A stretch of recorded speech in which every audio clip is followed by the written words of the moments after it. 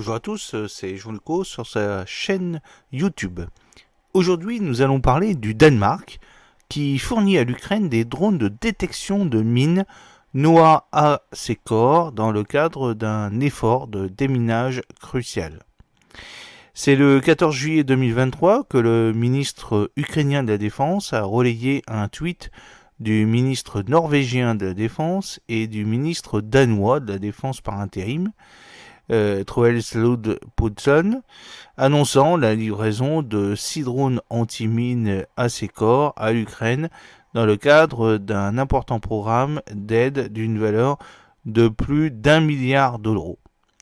Ce forfait avait déjà été évoqué par la rédaction de Army Reconnaissance le 3 mai 2023. Le soutien danois à l'Ukraine comprend à la fois une aide militaire, comme des véhicules et du matériel de déminage, ainsi qu'une aide civile.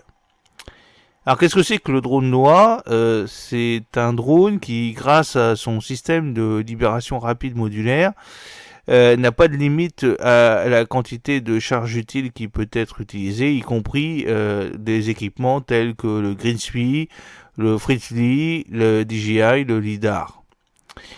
La spécificité de ces drones détecteurs de mines réside dans leur capacité avancée. En effet, les ingénieurs ukrainiens ont reçu ces drones modernes conçus par les ingénieurs danois pour les inspections techniques des territoires avant les opérations de déminage.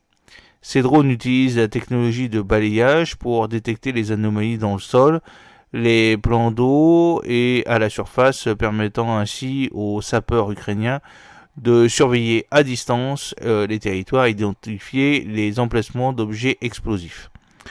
Le drone NOAA est un véhicule aérien télécommandé polyvalent conçu pour un usage commercial. Il est équipé de 6 rotors Acéron surdimensionnés, personnalisés, permettant aux pilotes aux commandes de voler pendant de longues périodes avec diverses charges utiles.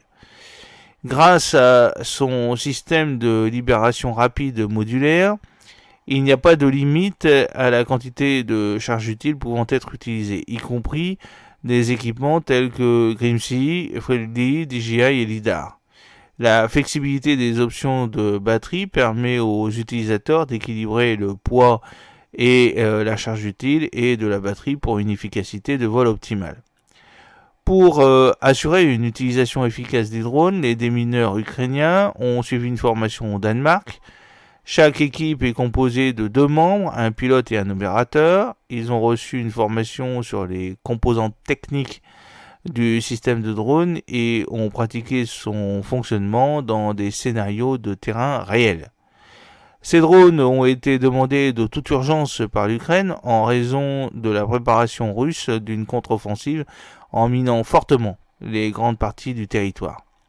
Selon de nombreux démineurs ukrainiens, ces champs de mines couvrent de vastes zones, entravant considérablement les efforts de contre-offensive ukrainiens. La Russie possède un vaste arsenal de différentes mines, y compris des mines anti-chars et anti-personnel, avec des sous-catégories telles que les mines à déclenchement par fil, les mines sautantes et les mines papillons en plastique. Ces derniers sont particulièrement horribles car les médecins ont du mal à localiser et à retirer les éclats d'obus des soldats blessés par de telles mines. À ce jour, les mines ont fait plus de victimes parmi les troupes ukrainiennes que les tirs directs d'artillerie, qui était auparavant la principale cause de blessures parmi les soldats ukrainiens. La tactique défensive russe vise à empêcher toute percée en profondeur, car les véhicules blindés, bien que capables de protéger l'équipage, se retrouvent souvent immobilisés par des explosions continues ou isolées sur les lignes de front. Dans de telles situations, l'artillerie russe concentre ses tirs sur les véhicules exposés et les troupes en terrain découvert. Par conséquent, les pays occidentaux ont augmenté la livraison de différents équipements de déminage. Initialement, l'accent était mis sur les outils de déminage individuels. Cependant, les taux de perte élevés parmi ces démineurs et la lenteur des progrès ont incité à s'orienter vers la fourniture de véhicules lourds comme le Wissent allemand et le MIRPZ, tels que des chars équipés de systèmes de déminage, par exemple le M58. De plus, des drones terrestres, le GCS-200, et aériens tels que l'actuel drone de l'armée danoise, le AC-Core, sont également en cours de livraison. Cette stratégie vise à atteindre deux objectifs principaux: accélérer le processus de dominage et assurer la sécurité du personnel opérant en terrain exposé. J'espère que cette petite vidéo vous a plu. N'oubliez pas de cliquer sur le pouce bleu pour la promouvoir, de vous abonner si ce n'est pas encore fait et de diffuser cette vidéo sur vos réseaux sociaux. À très bientôt, fidèlement Jean-Luc O.